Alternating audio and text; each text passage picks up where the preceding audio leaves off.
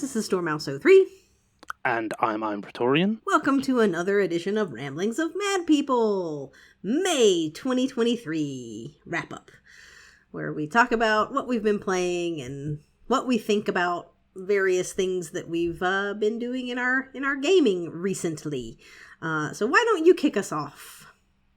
Since you have a little bit more to discuss. I did a couple of games on Xbox and I did a couple of games on PlayStation, but the two that I did on Xbox this month, Bugsnax and Cyberpunk, I've played on PlayStation in like the last 6 months. I think I played Bugsnax like December last year, and I played Cyberpunk earlier this year. Cyberpunk was kind of consumer research because I played the PS4 version, which I didn't realize was supposed to be the worst version of the game. It is.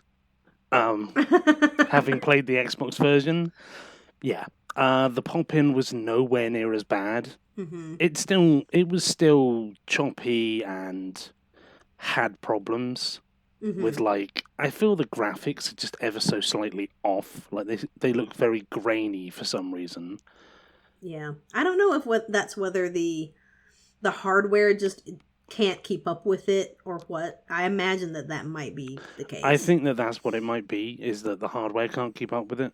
I also had the problem of I was riding around on a motorcycle to like do all the collectibles and side little like missions, so the like reported crimes and gigs, and my character's sleeves wouldn't load in. So they had like it almost looked as if I was wearing like a sleeveless tuxedo, like waistcoat, and I was like, that's weird. But then when you like do the screenshot thing, the sleeves are there. I was like, do I have quantum sleeves or something? When I like they're 1 not minute? There. Where are they? So I played as a female V this time round to do the Judy romance, because I couldn't as male V. I still like the Pan Am romance. I think that one's great. But I would say I like the Judy romance slightly more just for the reason it being that when you do the Aldecaldo's ending, she comes with you, rather than if you're just friends with her, she leaves Night City. Yeah. And so I feel like you leave with her and you leave with Pan Am, so you get two of the four like friends that you've made with you at the end, which I think is nice. Yeah. And just that little bit better than her being out on her own. Yeah. Because she's a cinnamon roll and we need to protect her. Must protect the Judy. Yeah. But yeah, that's really all I have to discuss about Cyberpunk. Yeah, was that we played it pretty recently. Yeah, and it played pretty similarly, except it just didn't have quite so much, like, the load times were a little bit better. There was less pop-in, and it was also like sometimes in combat it would take you trigger combat, there'd be one enemy, and then like 7 more would load in, and it's like, oh god, I've made a mistake. That happened occasionally, but not as often, which was nice, so I didn't get creamed. Yeah, that's good. So you would say overall a better experience on Xbox for the Xbox One version versus the PS4. Versus the PS4. I don't know about PS5 versus Xbox Series X or S. And then I had a week off work. I wanted to do something fun, so I bought Bugsnax again because it was short. It's a kind of cutesy game that I like, where it's like, go collect these creatures and follow this strange plot, and and I think sometimes it's nice. At least I enjoy this aspect of achievement and trophy hunting, where it's like you've played the game once and you know how to do the trophies or the achievements, and then when you play it again, you're like, okay, streamlined, let's go. Yeah. And so you don't feel like you've wasted as much time kind of figuring out what you're doing. Yeah. And so it's like, I know I can't get that particular Bugsnax at the moment, and I'm not going to waste the half an hour I wasted the last time trying to do so. Right, yeah. Because you know that, like, for example, the, like, corn hoppers or whatever, you have to have a particular thing to be able to you have get to have the, them. like, the trap so that Mm-hmm. it knocks them out, so they fly into Yeah. the, like, trap line and fall down. Yeah. It's Or, like like, they're... Sorry.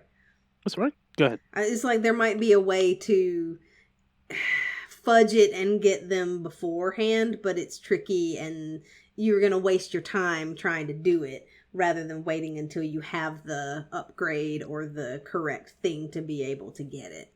Yeah. Yep. Yeah, the same with like the scorpions that are on fire, and you need the cheese sauce to kind of lure them a little bit, so that you can like throw a spuddy at them and knock them off the wall.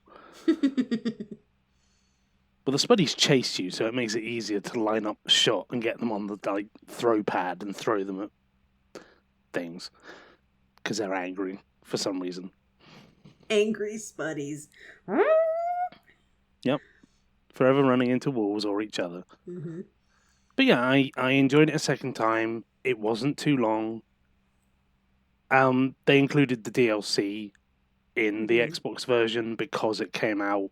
It was like a timed PlayStation exclusive, so by the time it came out, they'd had the DLC, so that was part of the base game, and it was fine. Like I didn't feel like I don't think it took me as long to like find the hats that I needed because I knew one of the bonopers had it that was in the trees that I couldn't see the hat, which I spent some time looking like around all of the other ones. Like I can't find this hat anywhere, and I was like, "Is it really that one?" It was. It was a little banana creature with a hat on, a top hat. Mm-hmm. But yeah, like it was fun to go back and replay again, and so that was my Xbox month, or my Xbox games for the month. What about you? What did you play? Well, most of my month was consumed by Dragon Age Inquisition. I was replaying this on PlayStation, so I've played it. I've completed it twice before, once on 360 and once on Xbox One.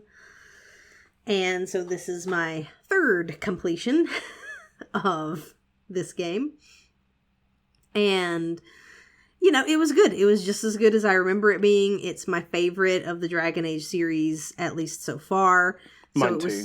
So it was fun to go back to. I think mechanically it works really well, and it probably is the best mechanically of the three that are out. You know, just with the way that you can do it sort of turn-based if you want to slow it down, or you can do it in real time by picking the options. I think it was smooth in terms of the gameplay. I think some of the original Dragon Ages felt more like the turn-based, like Knights of the Old Republic type. Yes. Like combat style, and then it evolved away from that to make it, like you said, more fluid. Yeah, and it's still not, I don't think, my favorite gameplay that ever has existed, right, in a game like that, that I've played, but it works well for what it is, as that sort of still semi-turn-based thing that operates on cooldowns of your abilities, and, you have to map the different abilities to your gamepad and whatnot, and you can go into full turn-based mode if that's something that you want to do, and you have more direct control over what every character is doing each turn, if you want to have that much control over it. But I've found that you don't need to do that so much. Even to get through the harder difficulties, you don't necessarily need to go into that mode very often if you don't enjoy that. So that's nice. But I really like the story of it. I think the characters are great. You have side quests for each of your main cast of characters, and can kind of learn more about them and do specific individual things for them, which is cool. And I found there was a surprising, I don't know, I guess I just didn't remember there being as much dialogue and as much conversation as there was with some of them. And I think, that depends a little bit on your affinity with them, as to how much they want to chat with you and how many different things they have to say. But yeah, there was quite a bit of dialogue, and generally after every main mission, each one of them has something to say about it, which is cool. And just the way that the relationships progress, I think was pretty well done with, characters can approve or disapprove of your decisions. I guess that's something that Dragon Age does better than Mass Effect, because some of the Mass Effect conversations, they just kind of run out. Mm-hmm. And so you'll be doing a bunch of quests, Mass Effect 2 comes to mind with the loyalty missions and stuff. Mm-hmm. And it's you talk to Garrus 3 times, and then he has nothing to say for the entire playthrough. It's Yeah, not even after main missions and stuff, there's no comment on what you've been doing. Whereas with Inquisition, they do.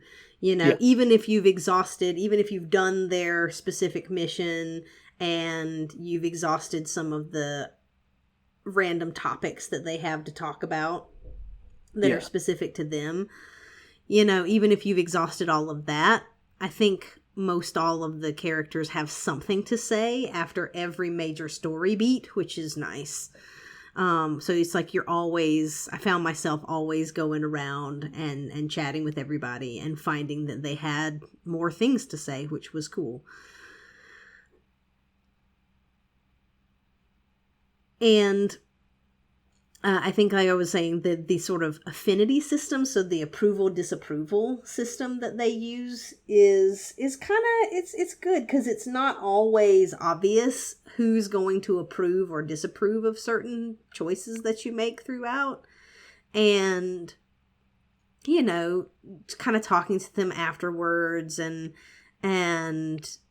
making certain conversation decisions can help win some approval back with people sometimes, even if you made a major plot decision that they didn't like, so that's pretty cool.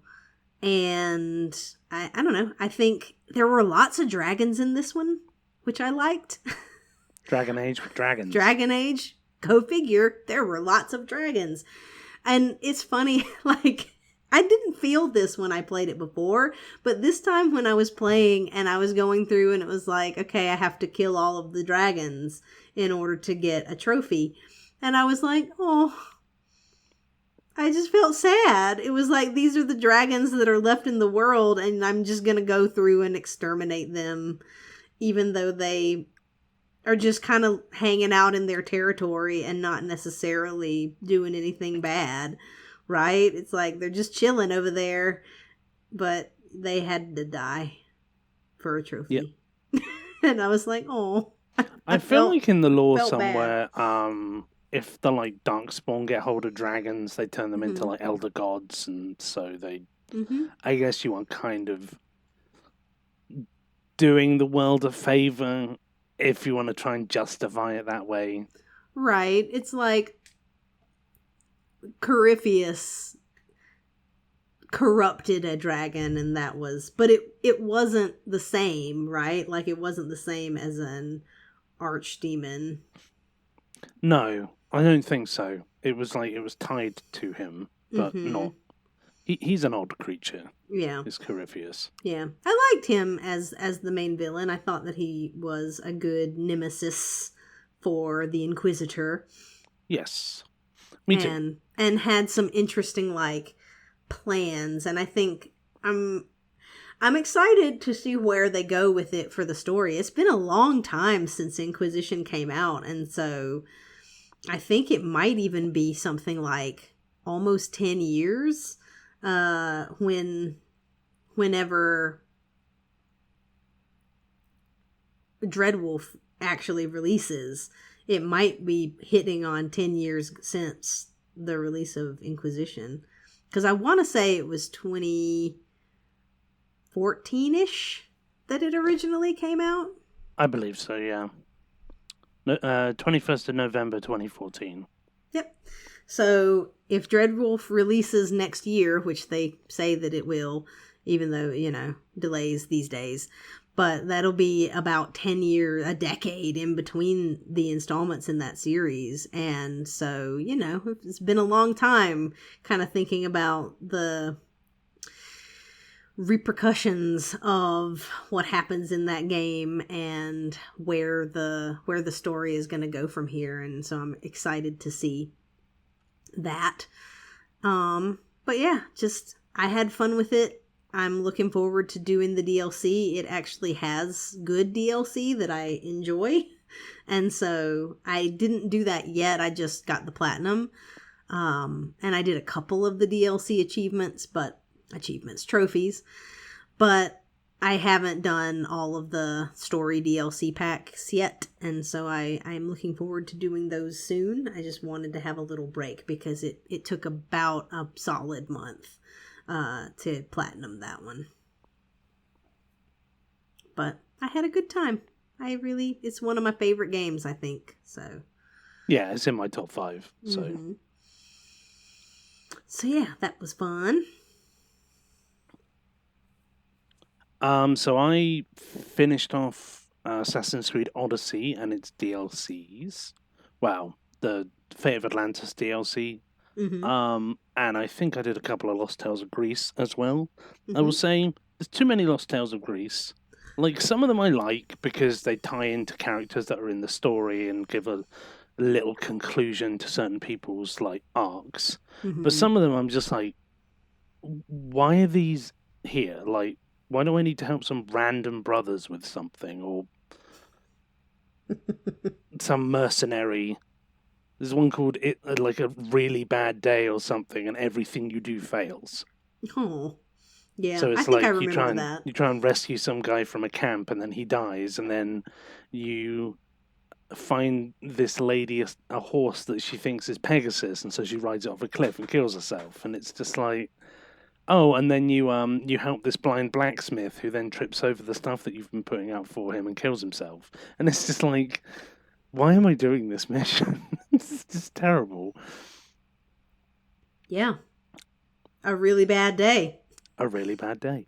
For everyone. I did the Fate of Atlantis DLC. Mm-hmm.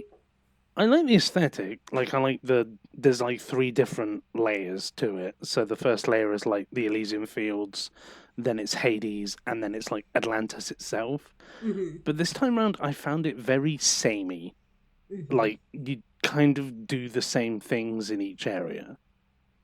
And so it's like, you need to go and find these, like, amped up abilities in some tombs somewhere, but you have to do that in each area. Mm-hmm.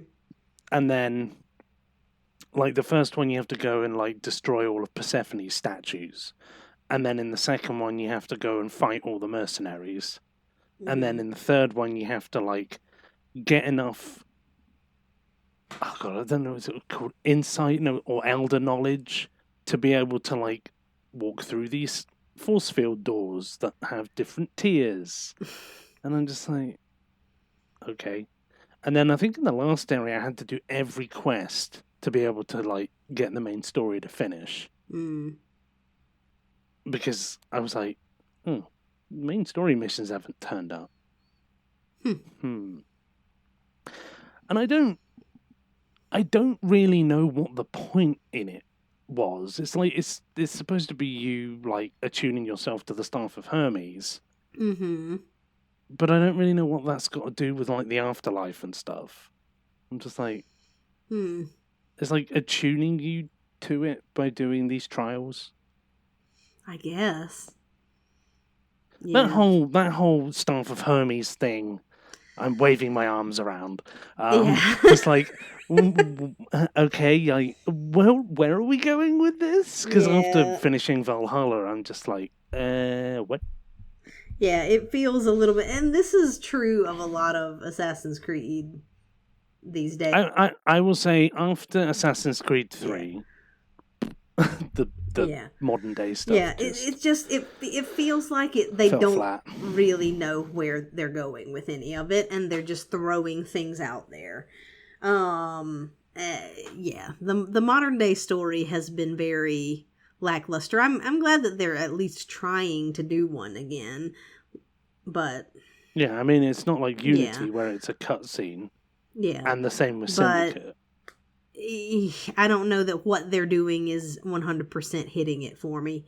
So it's way less engaging than the Desmond Miles stuff in the first games. So yeah. But so you finished that up on PlayStation. And I got my 3000th trophy, which was the platinum in Assassin's Creed Odyssey. And so I had that as a nice milestone on my PSN profiles. As planned. As planned. It took some planning, but I got there. And then my last game, or should I say our last game, was Saints Row 4, which we finished. We did together. I like Saints Row 4. I just think it's just funny. I like the over-the-top silliness of it all. Yeah, I've literally put on my cheat sheet notes is great comedy. Yep, I put hilarious. It's just fun. Yep.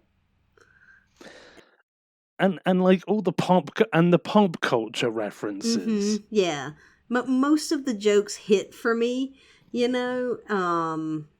whereas I think sometimes when games are trying to be funny, the comedy doesn't always land. At least not for everybody, but for me, this one, it felt like most of the comedic stuff landed well. It was not taking itself seriously at all, and I like that, right? That it was just silly and irreverent and making fun of itself, making fun of other things in pop culture, like you said. Yeah, it was just like an all-out silly fest of how many different sci-fi pop culture references can we put in and still make a coherent game. Yeah. I think that the inclusion of like superpowers and it being a simulation, and so you can have these superpowers within it, was really, really good, because it just makes, and this is one thing that I think is so important for any open world game, is to have traversal be fun if possible, but at least not tedious. Right? Yes. And you had the ability to buy a collectibles map. Mm-hmm. Yep. Which made it so much easier to get, and you can change the filter to get the collectibles to show up on the map, as we discovered when we had like 6% of them left. Yep. But still. That allowing them to show up on the map, it was helpful for collecting things so that didn't feel super tedious. The collectibles were audio files, and so and the clusters for upgrades, and so they were both sort of useful collectibles, because one is helping you upgrade and the other one is adding to the characters and the story. Yeah, and because it was like for each of your companions or some enemies. And I love, and this is something that I liked here that I wish that other games would do, is instead of them being text files to collect, it just automatically plays the audio log, and you can listen to it. And then if you don't want to listen to it, you can click off of it and go do something else. But they're audio files instead of a huge thing of text to read, Yeah. Because it's like, I don't know, when I'm playing a video game and I'm staring at this screen, I don't want to be reading. Like, even if it's interesting stuff, I found that with Dragon Age, right? Where there's just a shitload of books and little text scrolls and things that you find. And it adds some interesting lore and stuff to the game, but I found myself clicking off of it more often than not because I just don't want to read it. You know, and it's not like I don't like to read, but I don't want to be reading stuff that's breaking up my gameplay, you know? Yeah, I mean, if it's like a few short notes here and there, like, that's fine for me. Yeah. But when it's like, you said, whole walls of text, I'm like, I might read you later. Yeah. Or I'll skim it and get the gist and be like, oh, okay, cool. And then move on. Yeah. I think the only problems that we had with Saints Row 4 were I had kind of glitch on my save file where if I wasn't in your world, I couldn't do death from above or get the, like, sprint shield. Like, it had almost saved my character before we got those power-ups, but I had the progress afterwards. And so I couldn't ever unlock them because I couldn't do the story mission that unlocked them again. It was very strange. That was a very strange glitch. And then the co-op lag was problematic for some of the mini games, and then the DLCs, good grief. The co-op just didn't function. And to the Dominatrix, it was like weirdly glitchy in the pony race, where your character, like Zemos and your character, were literally sideways in front of me, blocking me from moving. Yeah. So that we couldn't progress. Then when we reloaded, it like, I don't know whether I think it shot me like super far ahead, and you were like, I don't know, half the race behind, and that played to our advantage because it enabled you to shoot the last pony carts. But it was so weird because like Zemos was possessed, as if he couldn't walk in, like run in a straight line. He just couldn't go in the right direction, and that was why we were so far behind you. Was because he just got stuck on a lamppost or something, and it was But then the collectibles, though, like in the next the collectibles in the How the Saints Saved Christmas one, just I would collect it and then you couldn't, and it didn't count for both of us, and so we had to do it because you were hosting. If you reloaded, you could get the collectibles I'd collected, but I couldn't get the collectibles you'd collected. They were like weirdly instanced to each other, but not. Yeah. And so we had to play them separately, but also like we played them at the same time, but separately. And it was also like the minimap didn't work. Yeah, it was very weird. It was blank. It was very, like, very strange. I prefer the Saints Save Christmas one more than the Dominatrix one. And then there was also the polyps thing, where it was like we were trying to shoot them, and then you somehow got like trapped. You were driving, I was using the gun, and it spawned us like half in a wall, and so we died. And then we didn't realise that if we die, it doesn't count as destroying all the polyps, and so we did it. And then we died right at the end because I was trying to shoot the like way out, and it didn't register, and we collided with it, and we died. The co-op was just poorly coded for those DLCs. For the DLCs, yeah.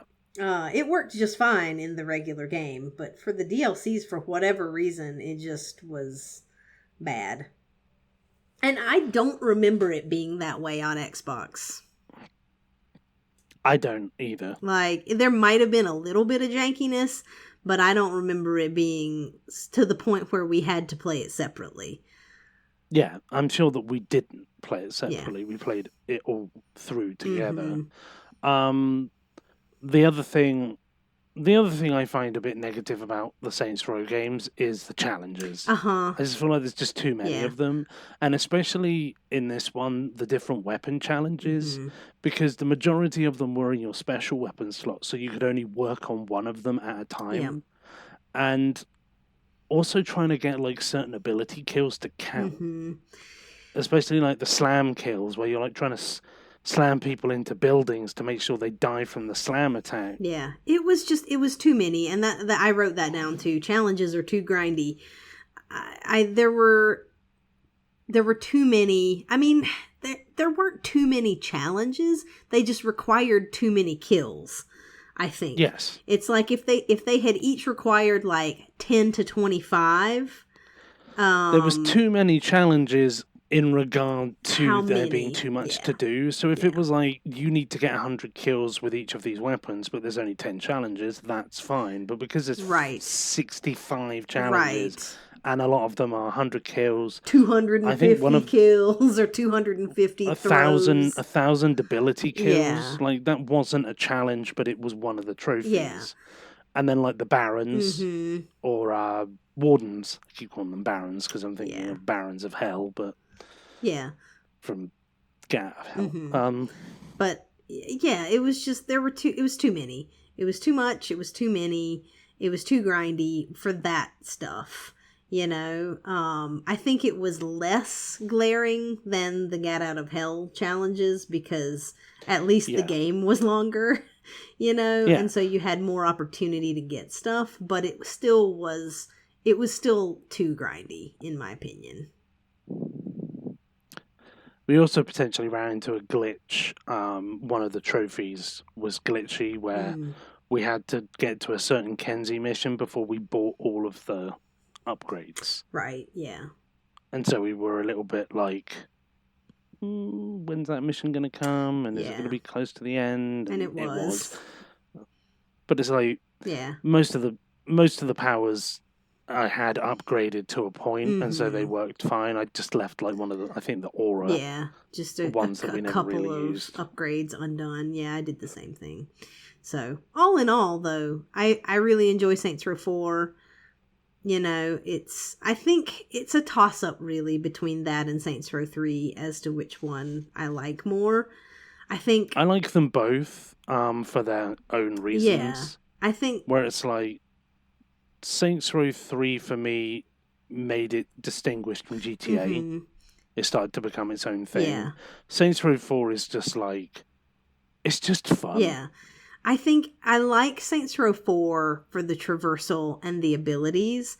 I like Saints Row 3. I think I like Saints Row 3's story a little bit more.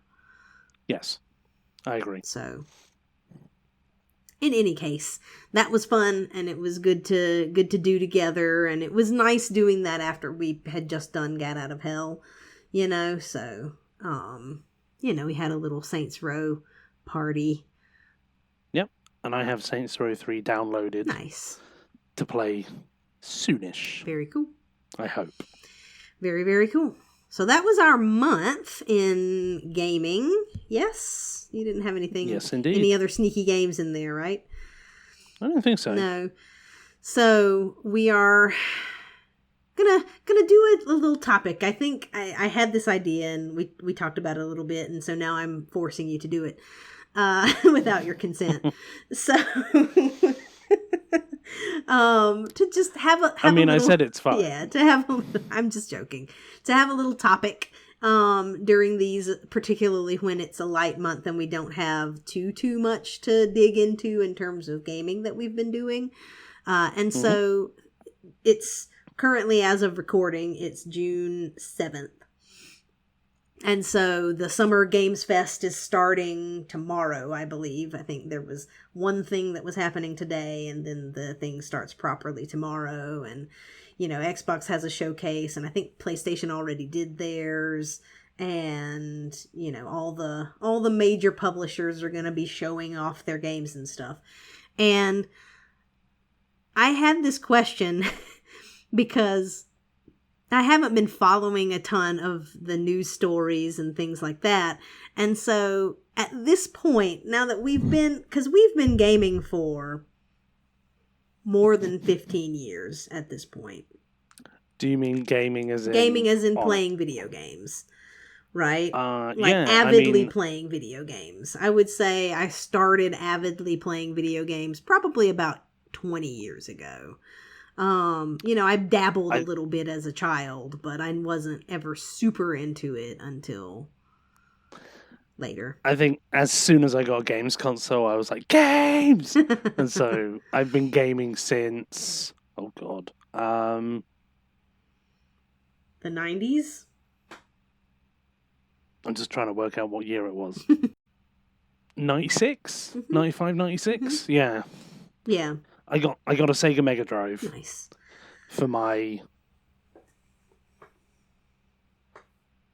guess it would be 7th, 8th birthday. Mm-hmm. If it was 96, it would be my 8th birthday. Yeah. So yeah, I've been gaming for like 27 years. Yeah, yeah.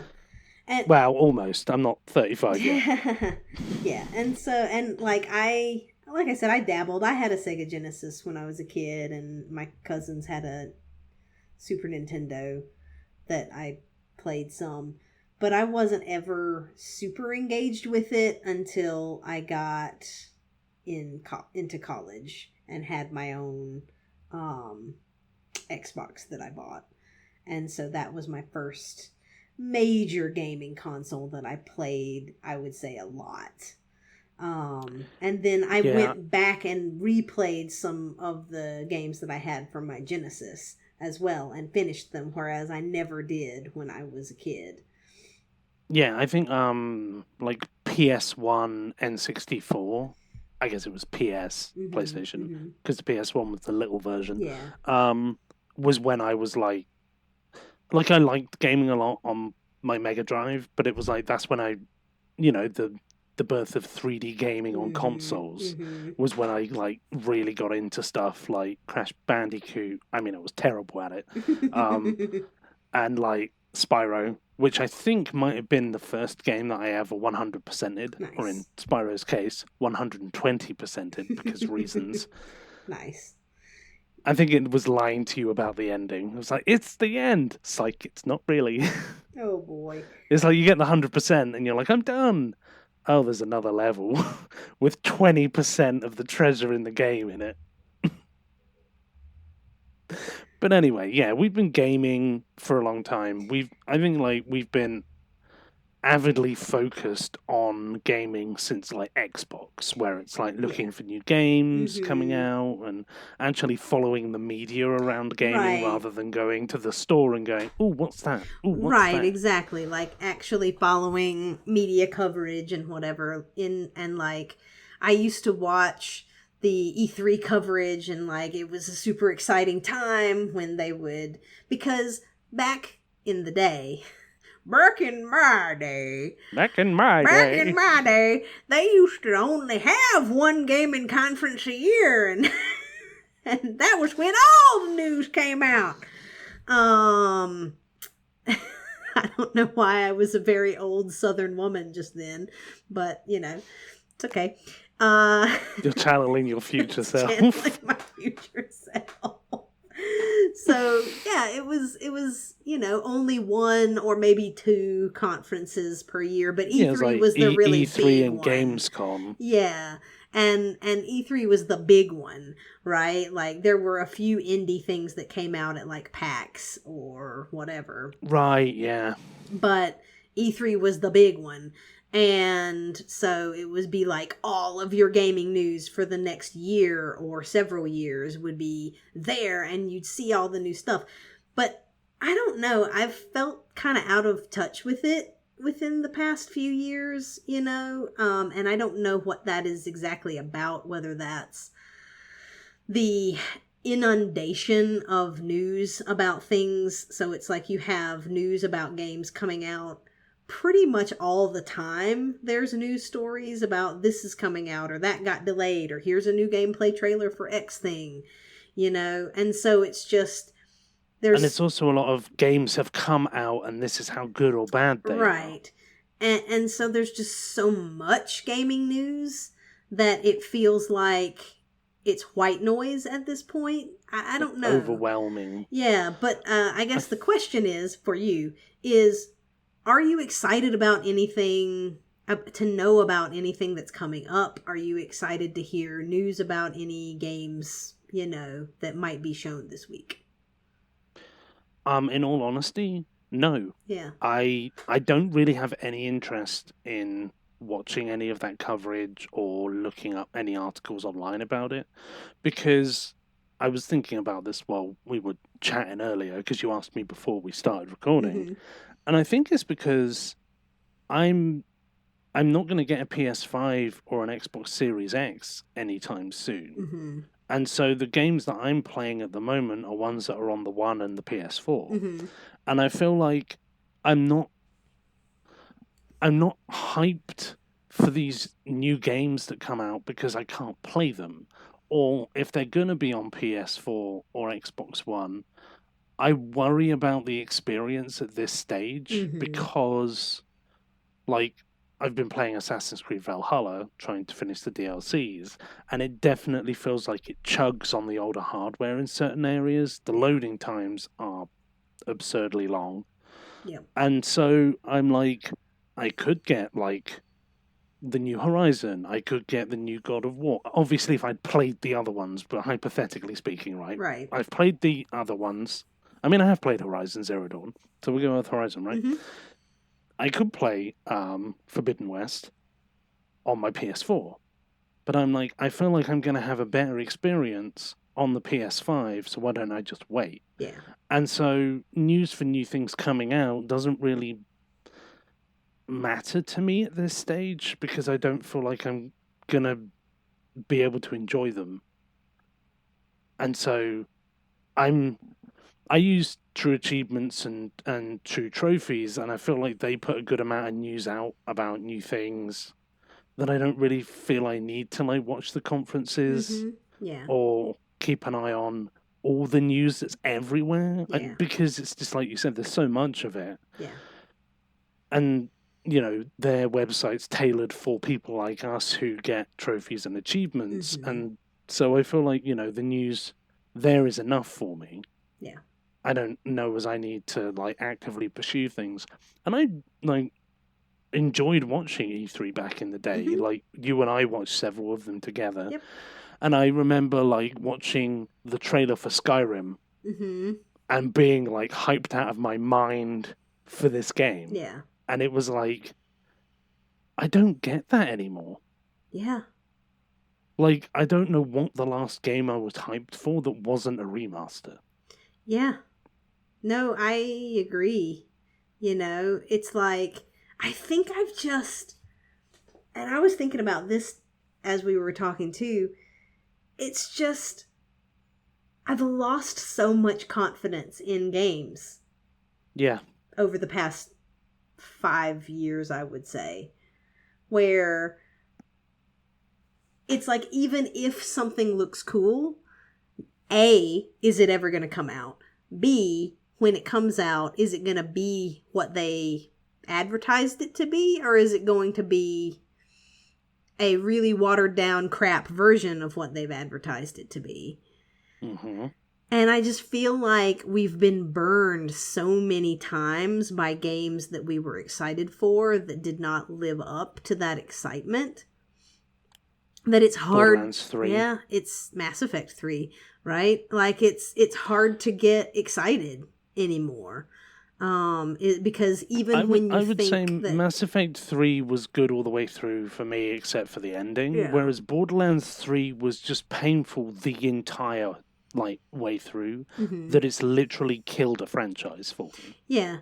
And I would say, like, for me, I was so much more hyped and excited for Mass Effect 3 that the disappointment was a lot greater for that than it was for Borderlands. Because my expectation for Borderlands wasn't as high. Even though it was, like, Borderlands 3 is a much worse game. Like, that's what I real. was meaning. Is like Mass Effect 3, it still hurts. Yes. Even now. Yes. Whereas Borderlands 3 is like, I hate it, mm-hmm. and I'm not going to play another Borderlands game because of that. Yeah, like it was a nail in a coffin. But yeah, like, it's just, but experiences like that, and those are some highlights, but in between those two things, and and afterward, there's just been so many things, and there's been so many games that come out, and like we were talking the other day about Gollum and Redfall, and games that come out that are apparently just terrible, and the developers apologize for them and this and that. Oh, we'll patch it later. And it's like, from what I've read about Gollum, patching it isn't going to help. No. Because it's not there's gameplay bugs and there's problems in the coding and whatever, and they can patch that. But it's the story itself is just bad, and you can't like patch a whole. No. You can't just burn the game and then build another one. Right. You can't. There are things that you can't fix. There's The Witcher 3 where, when it originally released, like Geralt would fall down a 2-inch ledge and, die. But like you can patch stuff like that, which they did. You can patch things like that, but you can't. But the story, the core gameplay and the core story was still great. And it was just little things that they needed to tweak and patch and fix. Whereas, with other games, you can't fix core problems. And I feel like that's the problem with modern gaming is they push these games out so quickly that it's literally common practice now to just be like, we'll patch it later. Oh, we'll patch it later. Yeah. And so that's another reason why I'm like, I'm not going to play the games day one. Mm-hmm. Yeah. Like, I'll look at a conference. I don't know when the game's going to come out. It comes out eventually. It's kind of all right. Like, the story's good, but there's problems with the gameplay. Mm-hmm. You don't know how much DLC it's going to have. I'll wait 2-3 years. Yeah. Then I'll play the game. Yeah. Yeah. That's a better experience. Mm-hmm. So I guess maybe the feeling is, why get hyped up about stuff that you just don't have confidence in it, right? No. Like, I just don't have confidence in it anymore. It's like, I see a trailer and it's like, oh, that looks neat. But I don't really, a lot of times the trailer doesn't tell you much information about what the actual game is going to be like.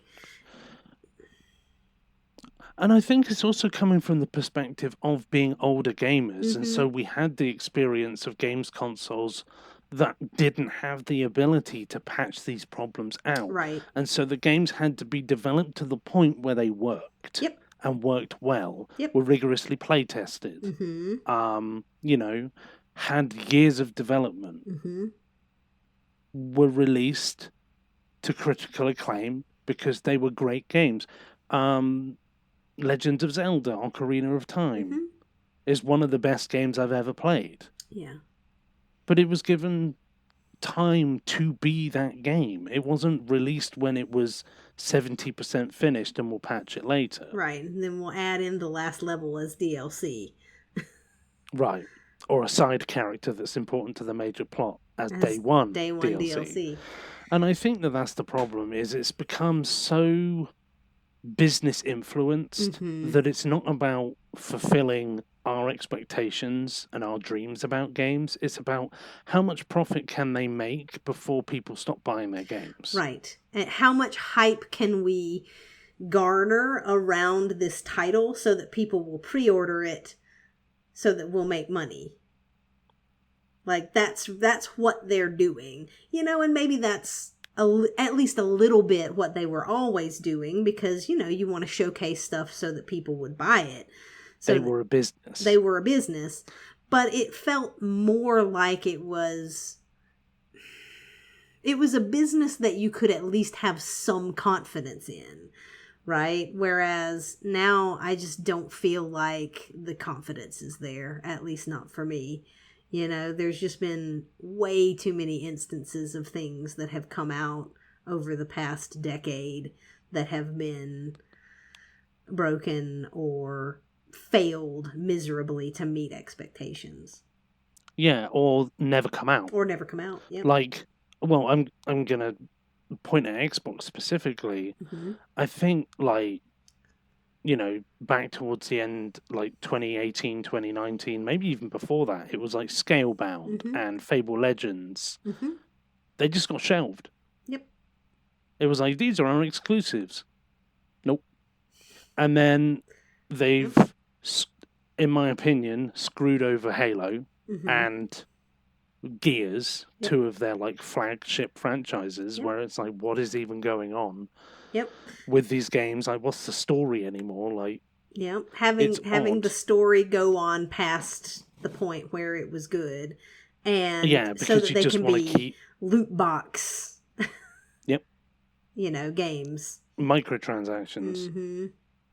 And I think the other thing is there's so many games. Like, back when we were playing the 360, the like arcade was in its infancy, and there were like a few games on there that I played, most of which were like old ports of like Sonic and like Banjo-Kazooie and things like that. But then with the advent of the Xbox One, those arcade games became full 1000G games. And so it almost felt like there was like two tiers. There was the games that take like less than 15 hours, but are still worth 1,000. And then there were your big games, like your Witchers and your Halos and things that took a lot longer. And then I think people, at least the developers, realized we can get people to just buy these really like easy games, short games, without having to put anywhere near as much development time into them. And get them out quickly.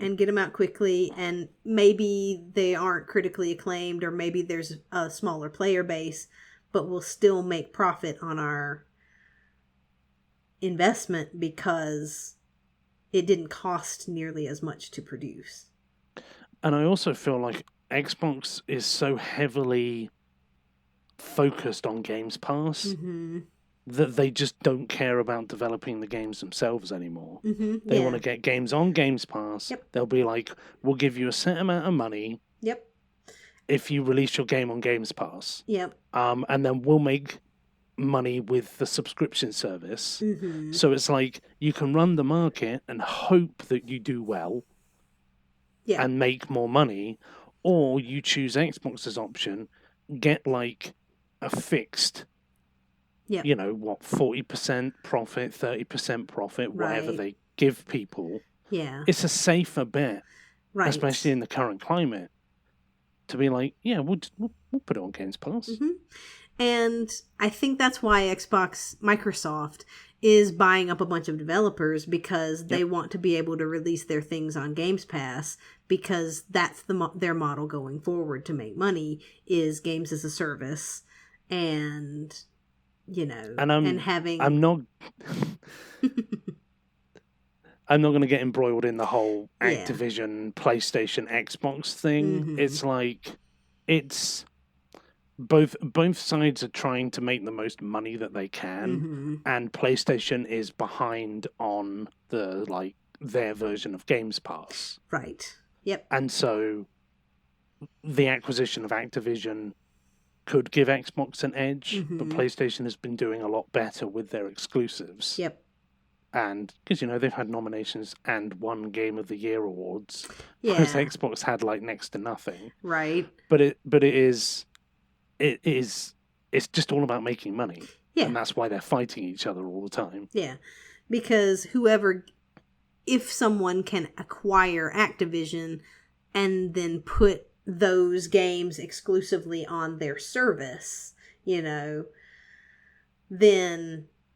that gives them an edge over the other competitor, right? Even if the game releases on both consoles. Because, like, imagine Call of Duty, right? You have the entire library of Call of Duty games on Games Pass.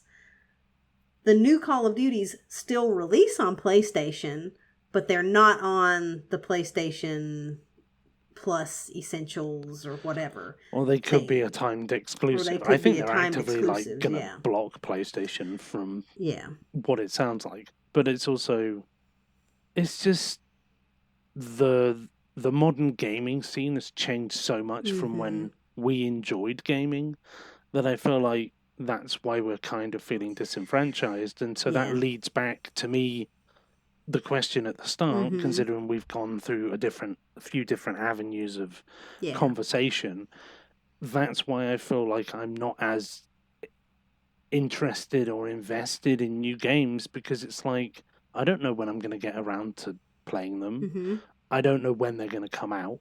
I don't know whether they're going to be the same game Yep. that they advertised.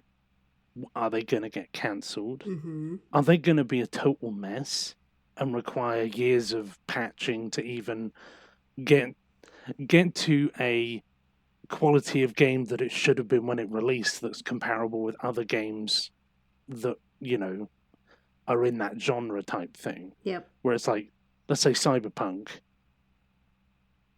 it will never be a Witcher 3. Right. Yeah. The Witcher 3 for me plays very well, Mhm.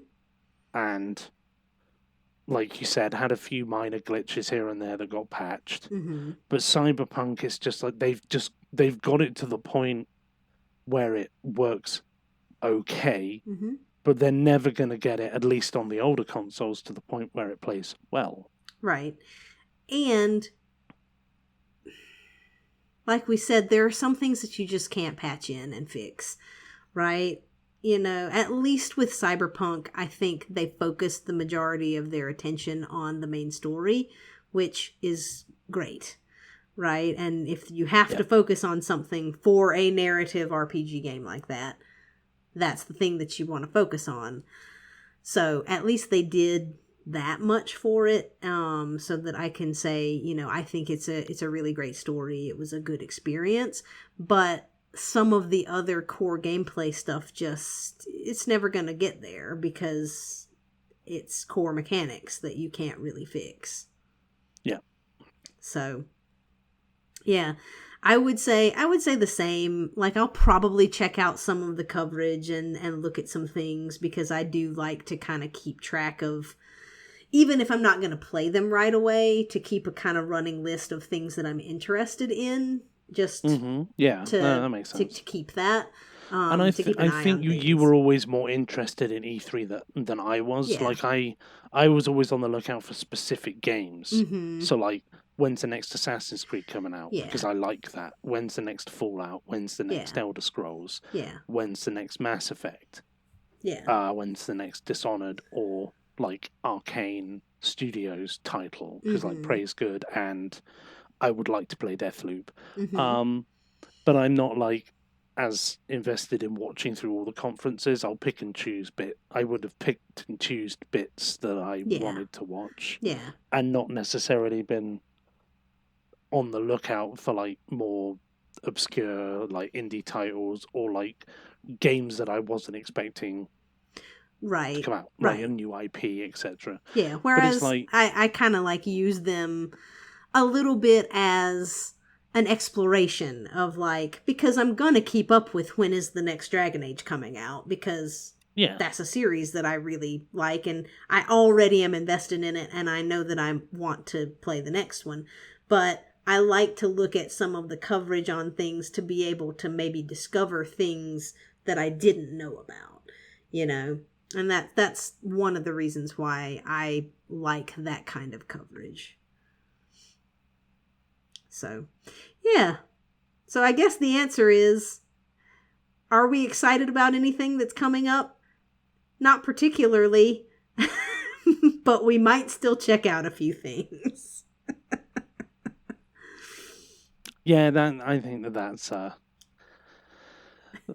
that's fairly accurate to the ramblings that we just had.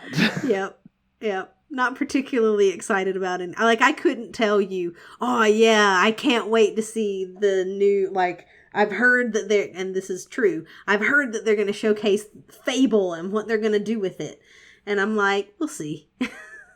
Yep. Like, I would love a new Fable that's good, but we'll see.